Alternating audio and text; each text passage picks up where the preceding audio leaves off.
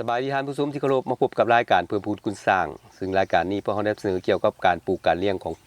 พี่น้องชาวเกษตรกรของพวกเขาและมื้อทางรายการพวกเขาได้เดินทางมาที่สวนมะพร้าวของท่านไพวันศรีไสยบงศ์หรือเอิ้นง่ายๆว่าตุกูลเนาะที่ว่าคนรู้จักดีและพวกเขาจะเข้าสู่การสนทนานำเจ้าของสวนเลยเนาะสบายดีครับสบายดีแล้วทำอิฐนี่อยากให้ฮู้ที่ไปที่มาว่าเป็นหยังค่อยว่ามาเฮ็ดสวนแห่งนี้เนาะความจริงแล้วที่การจะเม็ดส่วนตัวนี้เนาะที่จริงเขาก็บ่เป็นความตั้งใจของเขาเนาะอาชีพหลักของเขาก็คืออาชีพหลักของตุกูดนะหลายๆคนก็เอิ้นตุกูดเนาะที่จริงแท้อาชีพหลักก็คือเฮ็ดอันเกี่ยวกับงานเหล็กงานสแตนเลสก็คือห้านกูดการสร้างเนาะอยู่ที่ศรีวิไลนะเฮ็ดตัวนี้มาก็ได้ประมาณเกือบ27กว่าปีนี้แล้วได้27กว่าปีนี้แล้วแล้วหลังจากนั้นก็เอิ้นว่ามันมีการพลิกปีนเรื่องการเกี่ยวกับโควิดโอ้เจ้าเนาะเกี่ยวกับโควิดหมายความว่าเฮ็ดให้การล็อกดาวน์เรื่อยๆขึ้นไปเนาะเลยมีแนวคิดว่ามาสวนครอบครัวนะมาเฮาไปเฮ็ดสวนมะพร้าวน้ำหอมบ่ดีบ่นะไปเฮ็ดสวนดีบ่นะก็เลยได้มาเฮ็ดสวนแบบนี้ถือว่าผ่านมาก็เคยเฮ็ดเกี่ยวกับเซลล์เนาะเกี่ยวกับตุกับตังกับแม่นแล้วเขาเอาความรู้ที่ใส่มาก่อนมาเฮ็ดบักพร้าวนี้แล้วก็ได้รับผลดีขึ้นอันนี้ที่จริงแท้เนี่ยความรู้ด้านเฮ็ดเกี่ยวกับการเกษตรเนี่ยเฮาบ่มีแม้แต่เม็ดงาเนาะเฮาบ่ได้ไปเรียนรู้ด้านใดอันนี้มันเอิ้นว่าเฮาอยู่กับมันประสบการณ์ล้วนๆที่เฮาเฮ็ดกับมันที่เฮาเฮ็ดกับสวนมะพร้าวน้ำหอมตัวนี้นะด้วยใจของเฮาเองด้วยน้ำเหือน้ำแห้งของเฮาเองด้วยการล้มลุกคลุกคลานเกี่ยวกับเฮ็ดมะพร้าวน้ำหอมตัวนี้จนกว่ามันจะประสบผลสำเร็จได้แบบนี้โอ้ถือว่าต้องมีใจมักเลยแม่นต้องมีใจมักเพราะว่าบ่มีความรู้นี่เนาะแม่นแต่ว่าเฮามาเฮ็ดได้ซ้ำนี้แล้วก็หลายๆคนที่เฮ็ดเกี่ยวกับสวนนี้ยอมรับส่วนตุกูดโด่งดังไประยะหลังๆแม่นเจ้าแล้วในสวนแห่งนี้นี่มีเนื้อที่เท่าไหร่แล้วเฮาปลูกหยังแน่เฮาเลี้ยงหยังแน่ส่วนตอนนี้เนื้อที่ของก็1เฮกตาร์หรือว่าเฮกตาร์นึงหลักๆที่ว่าส่วนตัวนี้เอิ้นว่ามะพร้าวน้ำหอมมะพร้าวน้ำหอมนี่มีจำนวนประมาณ300 กว่าต้นเจ้าลองจากมะพร้าวน้ำหอมแล้วเอิ้นว่าจะมีพวกบักโกโก้เจ้าบักโกโก้นี่ก็จะมีอยู่ประมาณ200กว่าต้นนี่แหละเป็นประมาณเศษลองจากบักโกโก้ก็เอิ้นว่าจะมีมะนาวล่ะมีอินทผลัมแล้วก็จะมีถั่วเหลียนเล็กๆน้อยๆผสมในส่วนตัวนี้นะใน1เฮกตาร์เฮาก็ปลูกหลายๆอันผสมผสานแม่นใน1เฮกตาร์เฮาสามารถครอบคลุมให้มันเอิ้นว่าให้มันเนื้อที่ให้มันมีเอิ้นว่าคุณภาพอยู่ในเนื้อที่นะถือว่า1เฮกตาร์นี่มันได้ประสิทธิผลที่สุดแม่นถือว่าให้มันได้ประสิทธิผลหลายที่สุดทางเฮียนฮู้ไปนำเนาะว่าเฮาสามารถปลูกอีหยังได้แน่ในดินแห่งนี้เมืองลาวเฮานี่เนาะแม่นต้นไม้นี่นะทุกอย่างต้องลบลูกคุกคานเฮียนทุกอย่างจนประสบผลสำเร็จได้ก็คือว่าอันนี้ก็คือว่ามันก็เป็นแบบประสบการณ์ของเขาเองแล้วคือว่าเห็นมีสระป่ามีหยังตื่มนี่แล้วมันก็มีสระปลาแล้วก็มีคลองปลาคลองหยังเฮาก็สามารถเลี้ยงปลาได้อีกนะก็เป็นเศรษฐกิจแบบนึงอีกนะที่สามารถเฮ็ดให้เฮามีรายได้จากการขายปลาบ่จากการเลี้ยงปลาประมาณนี้เฉพาะปลานี่เป็นปลาอย่างไงส่วนหลายอยู่ในของเฮานี่มันจะมีทุกปลาคือปลานิลปลาในปลาปากปลาอย่างประมาณนั้นเลี้ยงครบทุกชนิดคือกระปลูกต้นไม้เนาะอยากปลูกหมดทุกอย่างเนาะแม่นและอันเฉพาะบักพร้าวที่เฮามาปลูกดิเฮาเลือกเฟ้นบักพร้าวได้แน่หรือว่าเฮียนฮู้ที่ว่าปลูกบักพร้าวชนิดใดแน่ที่จริงแถวการปลูกพร้าวนี่ส่วนหลายคนจะเข้าใจผิดแด่การปลูกพร้าวนี่หมายความว่าถ้าก่อนอื่นเพิ่นเฮาต้องซอกแหล่งพันธุ์ให้ดีก่อนการซอกแหล่งพันธุ์ให้ดีนี่บ่แม่นว่าสิเอาอยู่ใส่ก็ได้เอาอยู่ใส่ก็ได้ถ้าว่าเฮาฮู้แหล่งพันธุ์มันมาบ่จำเป็นว่าไปเอาบ่ได้บ่ได้เพราะว่าอายุของบักพร้าวที่จะเอาเม็ดพันธุ์ได้อย่างน้อยต้อง15-20 ปีจึงสามารถเอาเม็ดพันธุ์ตัวนี้ได้เจ้าถือว่าดนเนาะแม่นอายุยืนถ้าว่าเอาพันธุ์ที่ว่าบ่ถึงเด้ยกตัวอย่างว่า6 ปี7 ปีมาเฮ็ดได้บ่ได้แต่คุณภาพมันบ่สูงมันจะเฮ็ดให้ติดเชื้อง่ายแล้วก็จะเฮ็ดให้หมากบ่ดกตัวนี้สำคัญแล้วแนวพันธุ์อยู่สวนเฮาเป็นมะพร้าวชนิดใดส่วนหลายนี่คนจะนิยมบักพร้าวน้ำหอมบ้านแพ้วโอ้บ้านแพ้วเจ้าคนนิยมถือว่าเอาแนวพันธุ์มาจากบ้านแพ้วเลยแม่นเอาแนวจากบ้านแพ้วเพราะว่าเขาจะมีสวนพันธุ์เฉพาะสวนกาเบี้ยพันธุ์เฉพาะเลยตัวนี้เคยลองชนิดอื่นบ่หรือว่าเขาตั้งใจจะปลูกตัวนี้เลย ความจริงแท้การสิมาเฮ็ดสวนตัวนี้ก็บ่ได้คิดทำอีกก็บ่ได้คิดว่าสิปลูกหยังอะนะก็เลยมาลองว่าเอาบักพร้าวน้ำหอมมันอาจจะดีกว่ามันจะเป็นเศรษฐกิจอยู่แล้วหั่นนะก็เลยว่ามาลองปลูกเบิ่งก็ลองปลูกเบิ่งแล้วสุดท้ายมันก็เอิ้นว่าได้รับผล หมายความว่าในการมาเฮ็ดสวนมะพร้าวนี้เฮาคิด1ทดลอง2เฮาต้องเบิ่งเศรษฐกิจไปข้างหน้าเนาะว่ามันจะตอบโจทย์ในใดบ่แม่นบ่ดังนั้นเฮาปลูกชนิดใดก็ได้มะพร้าวมะพร้าวเขาเอิ้นมะพร้าวพื้นบ้านเฮาเนาะมะพร้าวพื้นบ้านมีหลายๆชนิดที่ว่าบางชนิดก็สูงแท้สูงว่านะคือเฮาไปเบิ่งแถวทางต่างแขวงนี่โอ้เกือบ10เมตรก็มีแม่นแต่ความจริงแท้คนก็เข้าใจว่าบักพร้าวน้ำหอมนี่มันต้นเตี้ย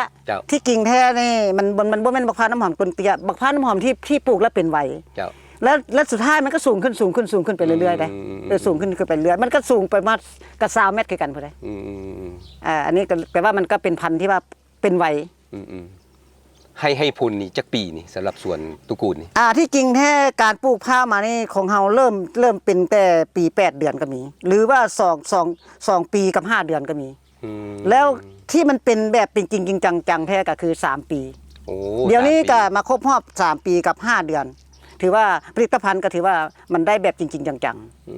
3ปี5เดือนวะนี่แม่นเดี๋ยวนี้ได้3ปีกับ5เดือนโอ้ถือว่าได้ผลตอบรับที่ดีเนาะที่เฮาเห็นอยู่นี่ก็ถือว่าแต่ละต้นนี่หมากดกแล้วก็สมบูรณ์แม่นแต่ว่าต้นเตี้ยแต่ว่าให้ผลหลายแม่นเจ้าแล้วในการที่เฮาปลูกพร้าวนี่เฮาลองชนิดนี้บ่หรือเอาชนิดอื่นมาลองนำที่จริงแค่การปลูกพร้าวน้ำหอมนี่จะให้เป็นพันธุ์เดียวอย่าให้เอาหลายชนิดมาปนกันถ้าว่าหลายชนิดมาปนกันนะเวลาไก่สอนมันปลอมกันนะมันจะให้ไปกลายพันธุ์ไปมันกลายพันธุ์ผิดเพี้ยนเนาะมันจะผิดเพี้ยนไปฉะนั้นถ้าเฮาปลูกพร้าวน้ำหอมก็ให้ปลูกพร้าวน้ำหอมถ้าปลูกจะปลูกกับข้าวแนวอื่นก็ปลูกพร้าวแนวอื่นไปถ้ามาผสมกันแล้วมันจะให้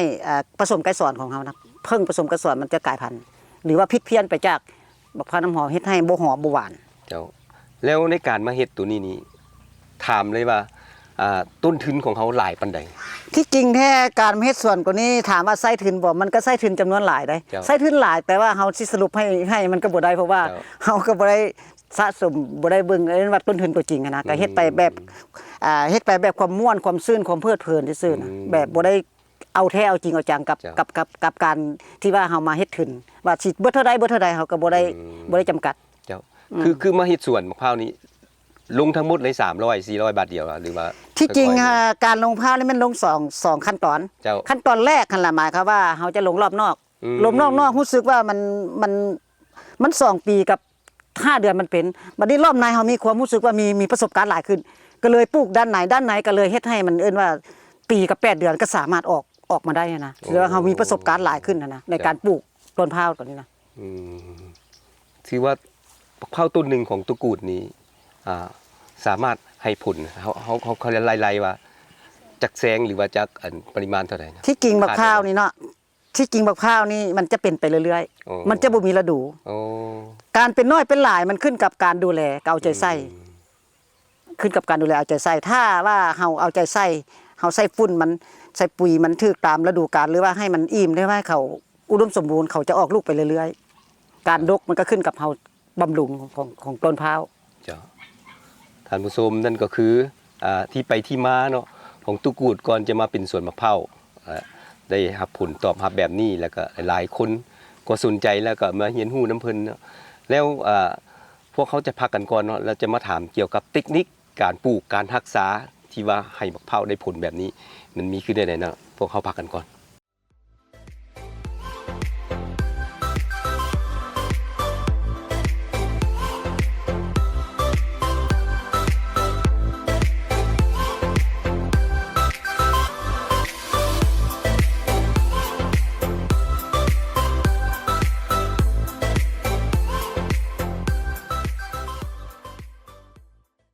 พวกเขากลับมาสู่ระยะที่2ถึงเมื่อกี้นี้พวกเขาไปฮู้จักกับขั้นตอนและก็ที่ไปที่มาก่อนจะมาเป็นสวนมะพร้าวของตุกูดแห่งนี้เนาะและปัจจุบันนี้เราก็จะมาเว้าถึงเทคนิคการปลูกมะพร้าวว่าเทคนิคการปลูกมะพร้าวที่ให้มันได้รับผลดีนี่มีเทคนิคคือได้เนาะที่จริงแท้การปลูกมะพร้าวนี่เนาะเทคนิคในการปลูกมะพร้าวนี่มันก็มีอยู่3ปัจจัยหลักๆปัจจัยทำดีก็คือน้ำต้องให้เขาให้มันสม่ำเสมอปัจจัย2ก็คือ ใส่ฝุ่นให้เขาต้องสม่ำเสมอคือกัน อืม แล้วฝุ่นมันก็ต้องแยกออกมาว่ามันมีฝุ่นชนิดใดแด อืม น้ำก็ต้องมีน้ำชนิดใดแดและบัดนี้ปัจจัยหลักที่สามก็คือการดูแลรักษาเรื่องกับแมงไม้ตัวนี้ก็สำคัญคือกัน ถ้าแมงไม้เข้าต้นไม้ก็จะหยุด เจ้า สมมุติว่าเราดูแลทางดินนี่ได้ดีก็จริง แต่ว่าถ้าว่ามีพยาธิเข้าทางถึงมันก็หยุดการขยายตัว ฉะนั้น3ปัจจัยนี้ต้องไปคู่กัน แบบสม่ำเสมอ เจ้า ให้มันดีที่สุดก็คือ ถ้าได้พันธุ์มะพร้าวมาแล้วพันธุ์ดีแล้วแหล่งพันธุ์ดีแล้วเราต้องมาเลี้ยงก่อน อย่างน้อยต้องให้2 เดือน เขาเอิ้นอนุบาลเนาะ อนุบาลก่อน ครับ การอนุบาลนี้ให้มันแข็งแรงให้มันบ่เอิ้นว่าเวลาไปปลูกแล้วมันบ่เสี่ยงในการตาย อืม และ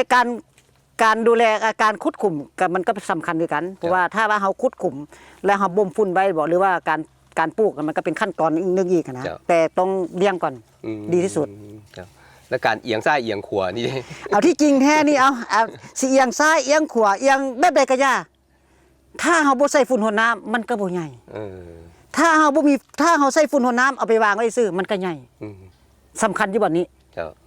เขาสังเกตอยู่บ้านนอกเขาเนาะเขาเอาข้าวไปวางใส่เอิ้นว่าปลายสาร เจ้า โดยที่ว่าบ่ได้หดน้ำสุดท้ายมันใหญ่ แม่นคุมก็บ่ได้คุดอีกบาง คุม เทื่ ก็บ่ได้คุดเอาไปวางไว้ ซ้ำ เฉยๆมันเป็นอย่างก็ใหญ่เพราะว่ามันมีธาตุอาหารเพียงพอแล้ว เจ้าเจ้า ตัวนี้ อืม สำคัญ ถ้าว่าเขาไปดูแลเพิ่มเติมอีกยิ่งสิงามเนาะ ฉะนั้นถ้าว่าเราไปคุดคุมให้มันหรือว่าไปเพิ่มพูนให้เพิ่มเอิ้นว่าฝุ่นให้มันหรือว่าดูแลให้มันแบบสม่ำเสมอแห้งดีกว่าเก่า โอ้ ก็คือดูแลรักษาให้ดีกว่าไปวางแบบธรรมชาติ ขั้นตอนเทคนิคการเลือกบักพร้าวว่าโอ้ต้องให้มันได้แบบใดถูกใจกับห้านหรือว่าตลาดที่เขาอยากเอาไปขายหั้นนะที่ว่าบางคนว่าโอ้บักพร้าวอ่อนโพดแก่โพดสิมีเทคนิคได้ใด ตัวนี้นี่ถือว่าต้องได้เหียนด้วยตนเอง ครับ อันนี้ก็ถือว่าถ้าว่ามันจะมีคนที่กินธรรมดาเขาต้องการในสั้นครึ่ง อืม ตลาดพวกที่กระเจ้าไปให้ขนมเขาต้องการใน2 สั้นฉะนั้นการเบิ้งตัวนี้ต้องได้เหียนฮู้ต้องได้สำนาน เจ้า คือแบบนี้นี่เอิ้นว่าในสั้นครึ่ง สั้นครึ่ง อันนี้มันคนกำลังกินได้ อืม ถ้าว่าตลาดนี่ต้องแตกกว่านี้นิดนึงเพื่อเขาจะเอาไปเฮ็ดกับขนม สองเนาะ ก็ต้อง2 สั้นขึ้นไป เออ แต่ในสั้นครึ่งนี่หมายว่าคนเฮากินนี่ถือว่าโอเค เจ้า มันที่จริงบักพร้าวมันอยู่ระดับ10 20หน่วยนี่มันจะสมบูรณ์ เจ้าโดยปกติมันว่า แต่ก็ปกติ ปกติมันบ่นี่ ก็ปกติ 10เจ้าหน่วยนี่ แม่น โอ้ ที่จริงถ้าคันว่ามาตรฐานของมันของบักพร้าวนี่นะถ้ามันเป็นได้นะ32 หน่วย โอ้ 32 หน่วยนะ จ้ะ ถือว่ามาตรฐานของเขา อืม มาตรฐานของเขา เจ้าแล้วที่ว่าตลาดต้องการมะพร้าวชนิดใดปัจจุบันนี่ที่เขาตัดไปให้ลูกค้านี่ ส่วนหลายก็เจ้าจะต้องการใน2 สั้น สองสั้น แม่น เพราะว่าอาศัยในนะ ใส่ในไปปั้น เออ แล้วเขาจะกินน้ำแล้วเขาจะเอาในไปปั้น แล้วบางคนก็จะไปเฮ็ดขนม เจ้า ถ้าว่าคนทำกินก็ต้องการในสั้นครึ่งเพราะว่ามันก็พอดีคูดอ่อน เน้นกินน้ำ เน้นกินน้ำแล้วก็กินก้อนแบบอ่อนๆนะ เจ้า ตัวนี้สำคัญ ถ้าว่าเป็นในสั้นครึ่งเนี่ยมันจะเป็นอย่าง โอ้ นี้ พอดี พอดี เลย กิน แบบ ว่า นั้น ลองซีมบ้างโอ้ยนะเอาคุณเบเอานี่ออกลูกอันนี้นะอันนี้นะตัวนี้นะตัวนี้จะเป็นในสั้นครึ่งพอดีคนเขากิน อืม เป็นไงรู้สึกไง หวาน ฮะ หวานเจ็บเลย ลองดมเบิ่งหอมป่ะ มีกลิ่นหอม ที่ตัดมะพร้าวต้องสำนานที่สุด เจ้า ออกมาละเป๊ะโลด เจ้าแล้ววันนี้แผนการในอนาคตนี้ตุกูดมีแผนการอย่างบ่ ที่จริงแท้การวางแผนไว้น่ะเพราะว่าเฮาก็วางแผนไว้แล้วว่าอนาคตสิเฮ็ดอีกส่วนหนึงเนาะเพราะว่าซื้อดินเกี่ยวไปแล้วเนาะแต่ว่ามาปัจจุบันนี้ก็เลยว่าคนในครอบครัวก็น้อยเกินไปก็เลยว่ายังบ่ทันที่จะไปพร้อมจะไปเฮ็ดแต่ต้องรออีกจักหน่อยแล้วก็ได้ก็สิกับมีกำลังแล้วก็สิไปขยายอีกให้มันหลายขึ้นกว่าเก่าเพื่อว่าให้มันตอบสนองของเศรษฐกิจบ้านเฮาเนาะบ้านเฮาก็ยังนำเข้ามาจากประเทศไทยอยู่นะ แล้วก็เฮ็ดให้คนที่ว่ากำลังอยากเฮ็ดบ่กำลังอย่างนะให้กับเจ้ามาศึกษาก็ได้ และท้ายนี้ทานมีหยังสิว่าฝากถึงบรรดาพ่อแม่ประชาชนโดยเฉพาะแม่สาวเกษตรกรเฮานี่เนาะในการปลูกการเลี้ยงนี่บ่แม่นว่าแต่ส่วนมะพร้าวเด้อส่วนอื่นๆเนาะหรือว่าเลี้ยงเป็ดเลี้ยงไก่เลี้ยงหมูเลี้ยงหยังก็ยาเนาะอยากมีหยังแนะนำในการมาเฮ็ดกสิกรรม ตัวนี้ก็ถือว่าถ้าผู้ใดเนาะถ้าผู้ใดสนใจเกี่ยวกับปลูกมะพร้าวหรือว่าบ่เข้าใจหรือว่าจะเฮ็ดหยังก็ได้มาปรึกษาได้อยู่ในสวนหรือว่าโทรมาถามได้ เจ้า ตลอดเวลา เจ้า ว่าเฮ็ดจังไดปลูกจังไดดูแลแบบใด ก็สิสามารถให้ความรู้ได้ เจ้าท่านผู้ชมนั่นก็คือที่ไปที่มาเนาะก่อนจะมาถึงจุดนี้บ่แม่นธรรมดาคือตุกูดแล้วเว้ามาเนี่ยการเฮ็ดสวนนี่มันต้องได้หักเนาะหักก่อนเอาใจใส่ปกปักรักษาโดยทนุถนอมแหละหักคือลูกนั่นแหละและสุดท้ายมันก็มาตอบแทนในบ้านปลายเนาะเพิ่นก็ยังมีแผนเนาะแผนของเพิ่นก็คือจะขยายสวนนอกนั้นก็คือเพิ่นเฮ็ดเนาะแปรรูปจากบักเผามาเฮ็ดกระแลมบักเผาน้ำหอมเนาะและณโอกาสนี้ข้าพเจ้าต่างหน้าให้หน่วยงานรายการผู้ผู้สร้างก็ต้องขอบใจนำตุกูดเนาะที่มาเว้ารายละเอียดแนะนำแนวทางดีๆให้กับพ่อแม่ชาวเกษตรกรของพวกเฮาเนาะบ่แม่นการสอนเป็นการแลกเปลี่ยนบทเรียนกันเนาะเพราะตุกูดก็บ่แม่นจบหยังมาเนาะอันนี้ก็ความจริงแท้สิมาบ่ได้มีความรู้จากใส่หมดความรู้เฮาเองก็คือประสบการณ์แบบเฮาเฮ็ดอยู่กับมันนั่นนะเจ้าก็ถือว่าเพิ่นก็มีหลายอย่างเนาะที่อยากเฮ็ดเนาะก็คือเพิ่นเว้ามาเนาะต้องเรียนรู้แล้วก็ทดลองไปและข้าพเจ้าก็ต้องขอบใจนำตุกูดเนาะที่แนะนำรายละเอียดเทคนิคการปลูกมะพร้าวเนาะพร้อมนั้นกับปลูกพืชชนิดอื่นเนาะขอบใจหลายด้วยขอบใจท่านผู้ชมมาฮอดนี้รายการผู้คุณสร้างของพวกเราก็หมดเวลาลงเพียงเท่านี้ข้าพเจ้าพร้อมด้วยแขกรับเชิญก็ต้องขอลาท่านผู้ชมไปก่อนเนาะพบกันใหม่ในโอกาสหน้าสวัสดีสบายดี